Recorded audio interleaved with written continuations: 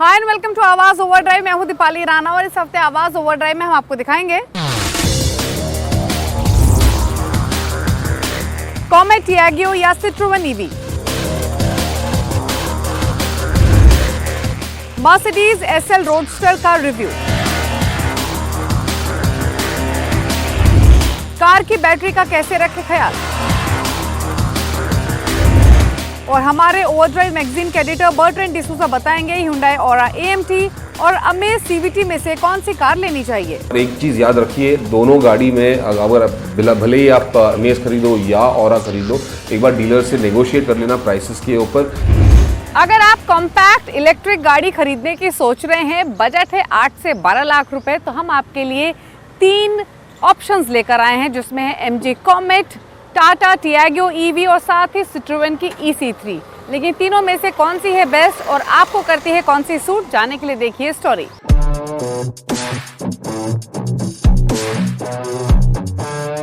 तो शुरुआत करते हैं अफोर्डेबिलिटी फैक्टर के साथ। कॉमेट EV की कीमत शुरू होती है 7,98,000 से और जाती है 9,98,000 तक।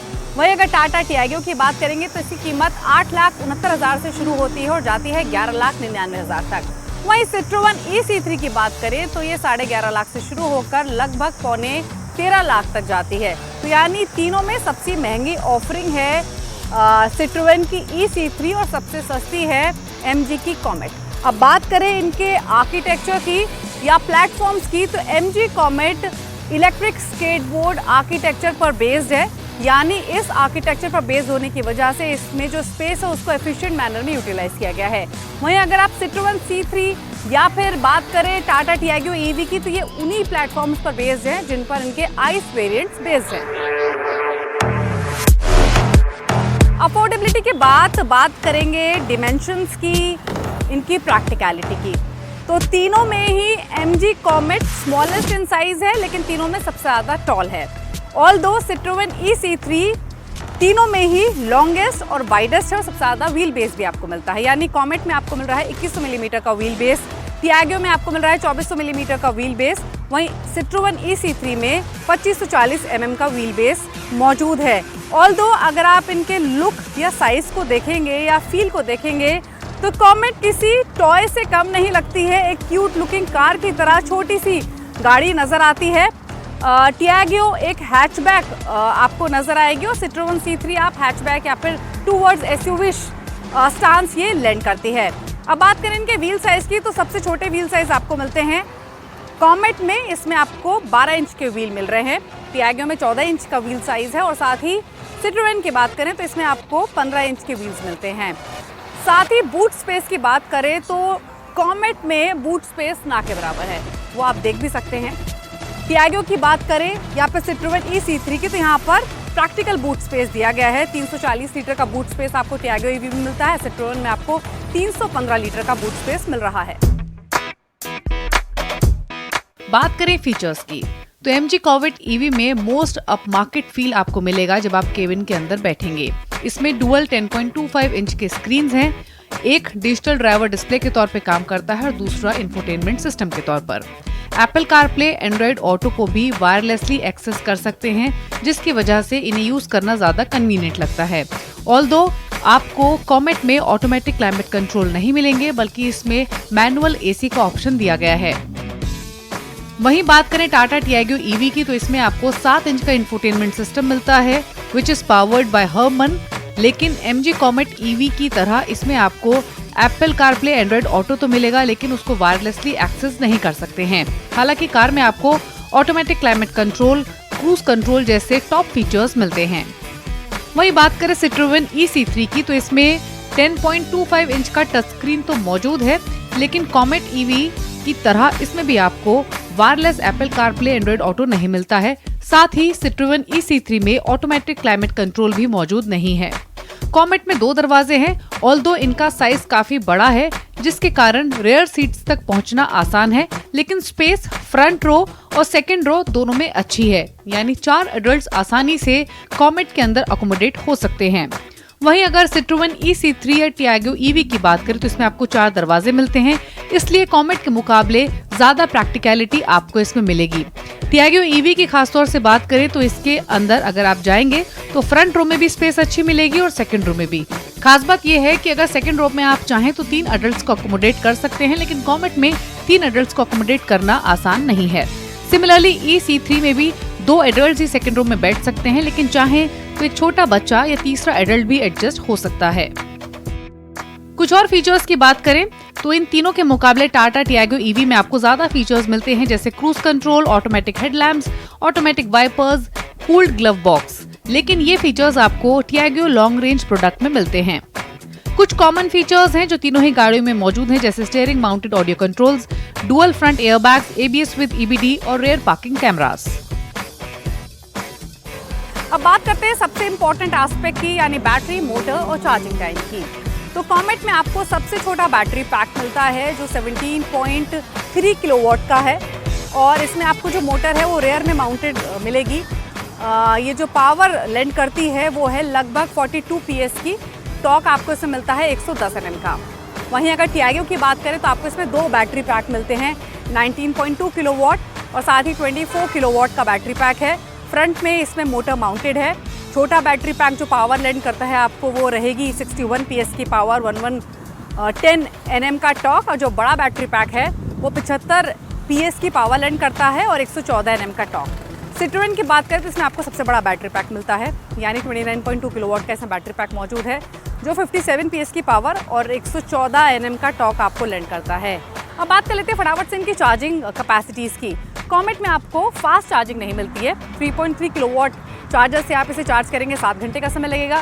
टियागो को अगर 15 चार्जर से चार्ज करेंगे तो 7 से 9 घंटे का समय लगेगा। दोनों बैटरी साइजेस के लिए वेरी करता है। फास्ट चार्जिंग का ऑप्शन है, 58 मिनट में फुली चार्ज हो जाएगी DC फास्ट चार्जर से।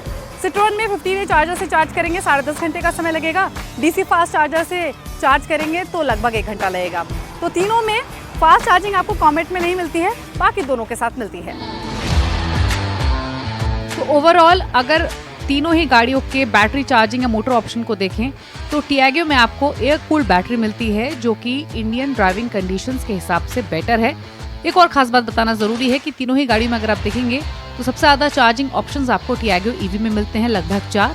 7.2 किलोवाट का चार्जिंग ऑप्शन भी आपको टियागो ईवी के साथ मिलता है। MG कॉमेट ईवी में आपको फ्रंट में डिस्क ब्रेक्स मिलते हैं और इस ईवी में 3 लेवल्स ऑफ रीजनरेटिव ब्रेकिंग मौजूद है।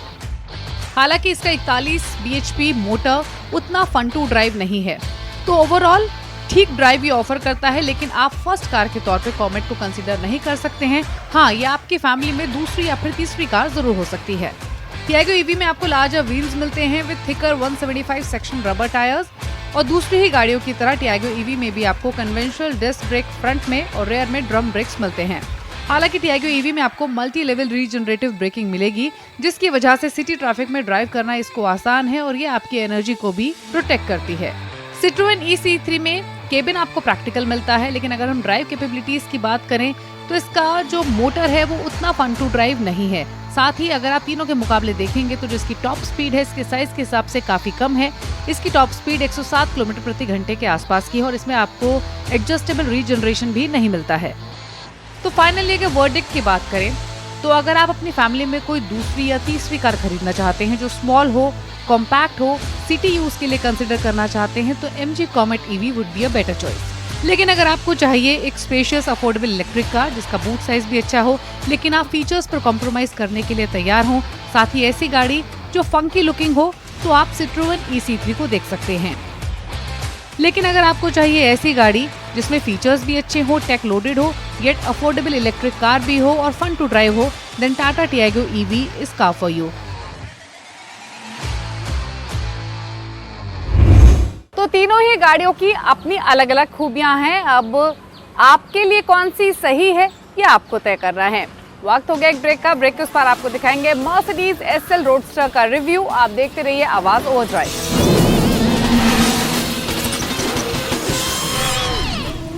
स्वागत है, आप देख रहे हैं आवाज ओवरड्राइव। मर्सिडीज बेंज ने अपनी आइकॉनिक कार SL रोडस्टर का 7th जनरेशन मॉडल लॉन्च कर दिया है। नए मॉडल में क्या नया है और क्यों इस गाड़ी को आइकॉनिक कार कहा जाता है, जानने के लिए देखिए स्टोरी।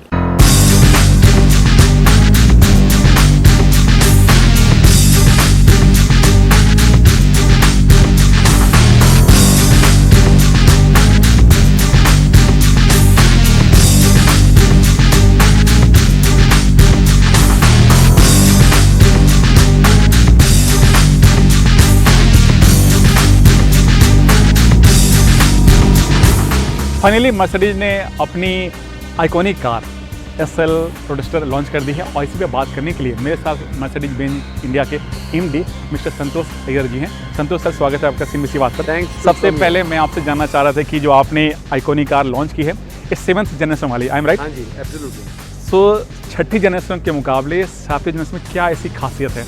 तो सबसे पहले तो ये पहली कार है जो AMG ने पूरी डिज़ाइन की है। तो AMG हमारी परफॉर्मेंस ब्रांड डिवीजन है इन अफाल्टाबाद। तो उन्होंने इस गाड़ी को ground up, right from engineering से लेकर design including styling, everything is design by AMG। तो जनरली मर्सिडीज बेंज डिज़ाइन करती है और AMG उसको ऐड करते हैं, या अदर वे अराउंड है। So that's the one big change in the 7th generation SL as such. And when you talk about design, it has the cues from the first SL, which is done in 1952, and they have been able to manage the same design style. Same SL जो 392 में आई थी sports car, उसके ही concept पे इसे उसी के concept में, जैसे मैं बताऊं, आप अगर फ्रंट की लूवर्स देखो, इसमें 14 फिन्स है, और अगर आप 1952 की SL का आप फोटो लेके अगर आप देखो, उसमें भी 14 स्लाइंस है। सो वही same kind of A grill design, but in a new form, in a much more contemporary interpretation of the original form of SL। तो सर, मैं इसकी बाहरी लुक की बात करें तो इसके लुक में आप लोगों ने क्या बदलाव किया? क्या आप लोगों ने वेट कुछ कम किए हैं पहले के मुकाबले, या फिर कुछ लेंथ बढ़ाया आपने? सो कोर फोकस गाड़ी की डेवलपमेंट में है is on the styling overall. And इसके अंदर SL since it's an iconic car, हम ये देखते हैं कि कैसे हम पुराने कार की थोड़ी जेनेटिक्स रखें और हम नई गाड़ी में उसको ट्रांसपोज करें। जैसे मैंने फ्रंट ग्रिल की बात की, similarly the entire silhouette of the car, plus to make it efficient, इसकी एरोडायनामिक कोएफिशिएंट, इस गाड़ी को कितनी हम एरोडायनामिकली बेटर कर पाए। So these are the certain design elements that is being taken from an exterior perspective. मैं interior की बात करूँ आपसे संतोष सर। हाँ जी। तो सर, इसके इंटीरियर में आप लोगों ने क्या ऐसा ड्रामेटिकली चेंज किया है जो लोगों को पसंद आ रहा है? वेल, इंटीरियर तो मैं अगर कहूँ गाड़ी के अंदर, तो 2-3 चीज़ इंजीनियर्स ने काफ़ी स्मार्टली इसके अंदर सोच के किया है। एक तो अगर आपने ये स्क्रीन देखा हो, ये स्क्रीन 12 से 30 डिग्री तक टिल्ट होगा। सो आपको सनलाइट की वजह से बहुत सारे टाइम स्क्रीन नहीं दिखता है, जैसे फ़ोन में भी आप बाहर चले जाओ नहीं दिखते, बट इसमें अगर आपने रूफ को ओपन किया, based on the sunlight you can tilt the screen and you are able to use all the controls. Similarly अगर मैं सस्पेंशन और इंजीनियरिंग की बात करूँ तो it's a roadster and performance car, but India में जैसे पोर्टल्स है, स्पीड बम्प्स है, तो इसमें आप गाड़ी की हाइट 30 mm से बढ़ा सकते हो। बट हर टाइम कैसे करूँ मैं, तो ये GPS के द्वारा अगर आपने एक बार इस गाड़ी के अंदर सेट कर ली कि यहाँ पे स्पीड ब्रेकर है, तो अगली बार जैसे ही वही स्पीड ब्रेकर आप अप्रोच कर रहे हो तो गाड़ी की हाइट बढ़ जाएगी। तो अगर आपके घर के आजू बाजू के स्पीड ब्रेकर, पोर्टल्स आपने एक बार इसमें मैप कर लिया, तो the car can also ensure that the car is adjusting itself on height. लेकिन सर, मैं आपसे यहाँ पर रखूँगा, अगर GPS सिस्टम आपने दिया था, यानी एक बार मुझे अगर सेट करना पड़ा, अगर मैंने सेट नहीं किया, मैं रूट नहीं पता है, तो हमें हर बार आप बटन प्रेस कर दो, गाड़ी की हाइट बढ़ जाएगी, अप एंड डाउन होगा। यस, कोई दिक्कत नहीं है। और दूसरी चीज़, लग्जरी की कोई कमी नहीं है। अगर आप इस गाड़ी के अंदर देखो, बर्मस्टर की advance 3D surround sound system दी है with multiple speakers, ensuring best sound experience also in the car, plus all the standard luxury car features, right from the kind of performance seats AMG की to many of the also जो interior है इसको हम also analog digital concept कहते हैं। तो थोड़ी बहुत एनालॉग एलिमेंट्स है और थोड़ी डिजिटल एलिमेंट्स है। सो वो जो कूल कोशेंट है of the iconic SL is still there with this car. यानी जब साउंड की बात करें तो मैंने देखा है कि इस गाड़ी के जो बूट स्पेस उसमें भी आप लोगों ने स्पीकर दे रखे हैं। That is to get the 3D surround in the car, so seats के अंदर से भी you can feel the sound. एक चीज़ जो मैंने इसके इंटीरियर में गौर किया कि इसमें कहीं भी रोटरी नॉब्स नहीं है, चाहे AC के कंट्रोल करने के लिए, चाहे किसी भी कंट्रोल करने के लिए, सब कुछ आप लोगों ने इसमें टच दिया, ऐसा क्यों? नो, आज का जो यंग जनरेशन है वो फ़ोन यूज़ करके, इट्स लाइक वो ब्लैकबेरी जनरेशन था जिसको QWERTY कीपैड चाहिए था। आज कौन ब्लैकबेरी यूज़ कर रहा है, सब लोग टच में ही काम कर रहे हैं। एंड देयरफॉर कार्स में भी वही चेंज, वही I would say trend shift हो रहा है जहाँ लोग टच प्रेफर कर रहे हैं। एक चीज़ संतोष सर, मैं इसमें गौर कर रहा था, जो इसका रूफ है उसको खोलने के लिए मुझे टच करके होल्ड करना पड़ता है। करेक्ट। उसको छोड़ना नहीं, अगर छोड़ दो फिर से वो रुक जाता है, ऐसा क्यों? सो बेसिकली आपको कंट्रोल रहेगा, आपको रूफ को किस हद तक ओपन करना है, और वो कंट्रोल के लिए आपको वेरिएबल दिया हुआ है। क्लोजिंग में भी ऐसे ही है और ओपनिंग में भी ऐसे ही। अगर आपने उसको ड्रैग करके अगर आपने एक ही पोजीशन में रखा तो पूरा का पूरा ओपन हो जाएगा। सो बेसिकली पहले ये रूफ में होता था, अभी टच में होता है। और इस SL55 AMG में आप लोगों ने 4 सीटर दिया, जबकि पहले सिर्फ 2 सीटर हुआ करता था। I am right? यस। तो सर ये 4 सीटर में जो पीछे स्पेस है थोड़ा सा मुझे लग रहा है कि उतना नहीं है जितना कि होना चाहिए। See, this is a fun car. Yes. And many अगर वन आउट टाइम किसी के दोस्तों को अगर पीछे बैठना हो या किसी को गोल्फ किट रखना हो पीछे और गोल्फ खेलना जाना हो, तब this is like that seat. It is not like a permanent 4 seater car. उसके लिए हमारे पास ई कैब्रियोलेट है जहाँ पे आप 4 सीटर पूरा का पूरा relax space at the rear can also be used. Sir foreign में एसएल के जो रोडस्टर हैं उसके 3 वेरिएंट हैं, आप लोगों ने 55 यहाँ पर लॉन्च किए, 2 वेरिएंट वो आप लोग लेके आएंगे इन फ्यूचर या फिर नहीं? 63 का इंजन अवेलेबल नहीं है। सेम इशू हमारे पास जी वैगन में भी है। जी वैगन में भी 63 G63 की डिमांड 2 साल तक है वेटिंग। जी सर। और हमें ये नहीं करना है कि गाड़ी लॉन्च करके कस्टमर को बोलना है आप 2 साल तक रुको। 63 और 53 में फ़र्क सिर्फ 2 सेकंड का 0.2 सेकंड्स का है in terms of acceleration. And it's again A one man one engine, so it's also the core AMG engine, so and therefore 55 fits in। इसके नीचे हमें लाना नहीं है because we also want to be clear that the brand has to be positioned. ये customers are performance enthusiast and they should really enjoy driving the car. तो sir इस SL55 को आप लोग कितने यूनिट इंडिया में लेकर आ चुके हैं आप लोग और कितनी बुकिंग हो चुकी है इस पर कुछ? सो इस गाड़ी की लॉन्च करने से पहले ही हमें 30 कस्टमर की बुकिंग थी। इन कस्टमर ने ना इधर प्राइस पूछा ना इधर, उन्होंने बोला जब आप SL लॉन्च कर रहे हो हमें चाहिए। सो अब आज लॉन्च किए, सो अब तो हमने बुकिंग आज शुरुआत की है, तो हमें देखना है कितनी कस्टमर की बुकिंग आएगी। और अगेन ये सेगमेंट में आज most of the cars are huge waiting period. Hopefully we will start deliveries in July August. हमारे पास पहली शिपमेंट आ रही है जुलाई अगस्त में and we will start the delivery. तो सर पहले शिपमेंट में आप लोग कितने यूनिट लेके आ रहे हैं? It will be around 15-20 cars.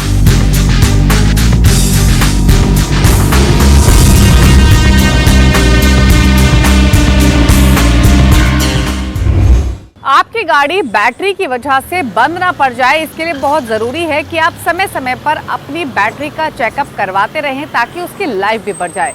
तो क्या तरीका है बैटरी को चेक करने का? कैसे चेकअप करवा सकते हैं? कितने इंटरवल्स में आपको अपनी बैटरी का चेकअप करवाना चाहिए? ये सब बातें जानने के लिए देखिए हमारा खास segment tip of the week. Battery car के लिए एनर्जी का बड़ा जरिया होती है, इसलिए हफ्ते में एक बार बैटरी की जांच जरूर करें। हर हफ्ते एक बार बैटरी टर्मिनल के पास जमा एसिड जरूर साफ करें। अगर बैटरी मेंटेनेंस फ्री नहीं है और उसमें पानी डालना पड़ता है तो बैटरी में पानी का लेवल नियमित रूप से जांचते रहें। अक्सर लोग बैटरी टर्मिनल पर ग्रीस का इस्तेमाल करते हैं, लेकिन ये ग्रीस आपकी बैटरी को खराब कर सकता है। इसलिए ग्रीस की जगह पेट्रोलियम जेली या रोजमर्रा में काम आने वाली वैसलीन का प्रयोग कर सकते हैं। याद रखें, हमेशा बैटरी टर्मिनल को साफ रखें। अक्सर चलते चलते कार गर्म होने लगती है। इसका असर कार की बैटरी पर पड़ता है और उसका पानी जल्दी सूख जाता है।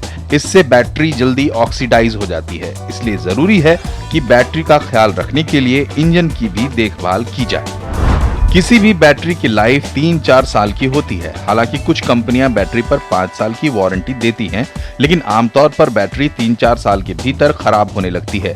इसलिए 3-4 साल में बैटरी को बदलना जरूरी है। जब भी गाड़ी बंद करें तो ध्यान रखें कि सभी लाइट्स या इंफोटेनमेंट सिस्टम बंद हो। अक्सर लोग गाड़ी बंद करते वक्त कुछ लाइट्स बंद करना भूल जाते हैं, जिससे गाड़ी की बैटरी ड्रेन हो सकती है। बैटरी में इस्तेमाल होने वाली केबल ठीक से कवर की गई है या नहीं, इसका जरूर ध्यान रखें। केबल पर सही तरीके से इंसुलेशन नहीं होने पर स्पार्किंग या शॉर्ट सर्किट का खतरा बना रहता है। करंट लीक भी हो सकता है। आवाज ओवरड्राइव में वक्त हो गया एक ब्रेक का। ब्रेक के उस पार ओवरड्राइव मैगजीन के एडिटर बर्टन डिसूजा आपको बताएंगे कि अमेज CVT या फिर Hyundai Aura AMT में से कौन सी कार है बेस्ट। साथ ही वो तमाम सवाल लेंगे जो आप आवाज ओवरड्राइव के ऑफिशियल फेसबुक पेज पर भेजते हैं। स्वागत है, आप देख रहे हैं आवाज ओवरड्राइव। अब वक्त हो गया उन सभी सवालों को लेने का जो आप आवाज ओवरड्राइव के ऑफिशियल फेसबुक पेज पर भेजते हैं। आज आपकी सभी क्वेरीज को आंसर करने के लिए ओवरड्राइव मैगजीन के एडिटर बर्टन डिसूजा हमारे साथ मौजूद हैं। बर्ट, नमस्कार, स्वागत है आपका। जो पहला सवाल है वो हमें प्रेम दुरेजा ने भेजा है गुड़गांव से। ये एक पेट्रोल ऑटोमेटिक गाड़ी खरीदना चाहते हैं। 8 से 9 लाख रुपए का बजट है ऑन रोड, और इन्होंने जो गाड़ियां शॉर्टलिस्ट की है उसमें Hyundai Aura AMT और साथ ही Honda Amaze CVT। इनकी जो मेजर कंसिडरेशन है वो है माइलेज और स्मूथ गियर शिफ्ट। जानना चाहते हैं दोनों में से बेस्ट कौन है? मेरी राय में आपको Honda Amaze की जो CVT है उसे देखनी चाहिए। उसको थोड़ी सी ज़्यादा परखो, थोड़ा सा और ज़्यादा चला लो। आपको अगर डीलरशिप से गाड़ी मिल जाता है, मेरी राय में एक तो वो ज़्यादा फ्यूल एफिशिएंसी भी दे देता है और ओवरऑल वैल्यू जो आ जाती है Amaze से वो भी काफ़ी अच्छी है। और एक चीज़ याद रखिए, दोनों गाड़ी में अगर भले ही आप Amaze खरीदो या Aura खरीद लो, एक बार डीलर से नेगोशिएट कर लेना प्राइसेस के ऊपर। ये दोनों की जो वैल्यू है, रीसेल वैल्यू भी जो आती है इन दोनों गाड़ियों से बहुत ही हाई है, क्योंकि ये जाती है फ्लीट सेल्स के अंदर। सो एक well first I would recommend amaze is the better choice over here. Aura बुरी नहीं है, लेकिन well the amaze is slightly better in terms of driving feel. इसके अलावा दोनों गाड़ी में से जो भी आप खरीद लो, इतना याद रख लो, सफ़ेद वाली रंग की घड़ी खरीद लो, क्योंकि आगे जाके आप जब गाड़ी बेच दोगे तो ये फ्लीट सेल्स के अंदर आ जाता है। इसमें CNG लगवा सकते हो, काफ़ी सारी चीज़ें कर सकते हो, जिससे वेल ऑफ कोर्स वैल्यू आपकी बढ़ जाती है, आपको थोड़ा सा रीसेल मिल जाता है। भले ही ये ऑटोमेटिक वेरिएंट्स आप ले रहे हो CVT और ये, फिर भी आपको वेल एक रीसेल वैल्यू मिल जाता है। But overall driving pleasure, driving feel के हिसाब से होंडा की अमेज जो CVT ट्रांसमिशन के साथ आ जाता है is the better choice here. अगला सवाल हमें अभिषेक सोनी ने भेजा है। इन्होंने Tata Tigor XZ plus model को बुक किया है, जानना चाहते हैं क्या इस बुकिंग के साथ प्रोसीड करना चाहिए या इसी रेंज में और बेटर ऑप्शंस इनको मिल सकते हैं। वेल अभिषेक, टाटा टिगोर बिल्कुल लेनी चाहिए, और वेल इसके 2-3 वजह भी है कि एक तो ये है कि इसकी बहुत सारे वेरिएंट्स मिल जाते हैं आपको, सिर्फ IC इंजन के साथ नहीं, इसमें एक CNG भी का ऑप्शन भी आया हुआ है जो रिसेंटली लॉन्च हुआ है, और साथ में आपके पास इलेक्ट्रिक वर्जन भी है। अगर आप गाड़ी को ज़्यादातर शहर के अंदर ही चला रहे हो और ज़्यादातर बाहर लेके नहीं जा रहे हो, लॉन्ग डिस्टेंस ड्राइविंग 200-300 किलोमीटर के ऊपर नहीं होगा, तो वेल EV मेरे राय में is the best option. Smooth, efficient, noiseless, comfortable travel, ये खासियत है इस टिगोर EV की। That would be my recommendation. But overall आप जो भी वेरिएंट ले लो, आपको बिल्कुल वैल्यू तो मिल ही जाता है तीनों गाड़ियाँ, तीनों ऑप्शन में से।